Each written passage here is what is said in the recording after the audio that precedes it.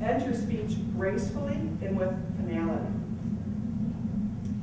So what I like to do is wrap up the speech.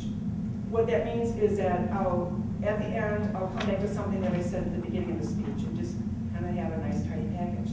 But you don't have to do that. There are so many different ways to end a speech. If it's an inspirational speech, you might want to put a quote in there.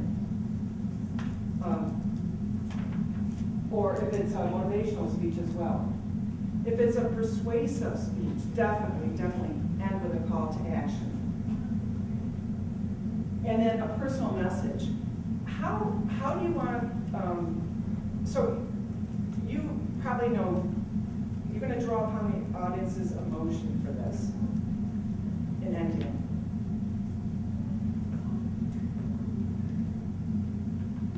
How do you want your audience to think or feel about your speech? And here's a common mistake. Don't give your speech two endings.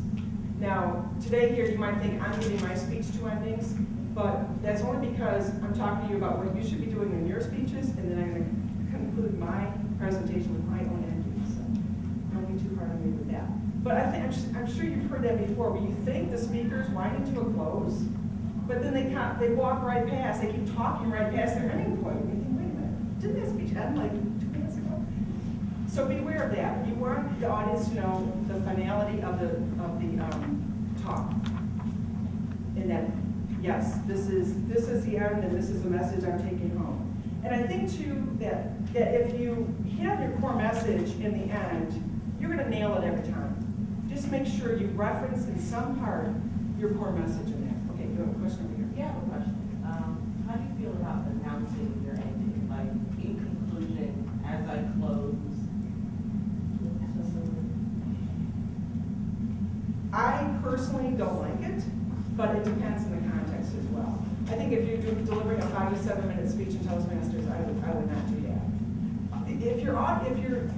If your speech is structured well, they should know we're getting near the end. You said you're covering 5 points, you cover those 5 points. I expect you to wrap up.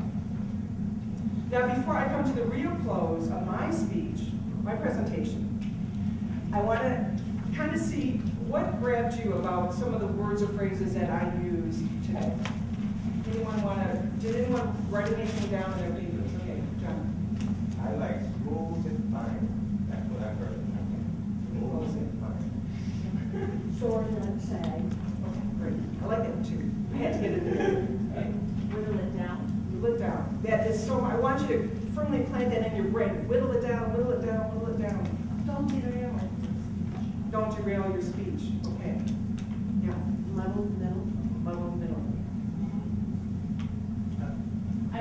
The whole thing, these little short snippets, I noticed, I probably wrote down 5 of them in Maureen's speech this morning, and also last night. She just has these little 3-4 word things that just really hit the point. I like that too. Yeah. Okay. Yes. Mike kind of off. When you talk about a quote, can it be you see it off in the beginning and the end?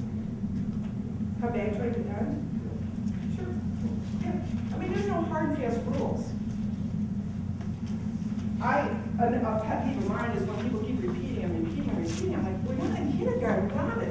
We got it the first time you said, you don't have to say it 3 different times. Or 3 times the same exact way. At least vary. But I know I am speaking to the choir here, because you are all great, gifted writers as it is for your speeches. I just hope that you can take some of these lessons that I've imparted today and make your speeches even better. Now, in the words of Gloria Hamilton, former district governor, she said, give your speech legs. Let your audience walk away with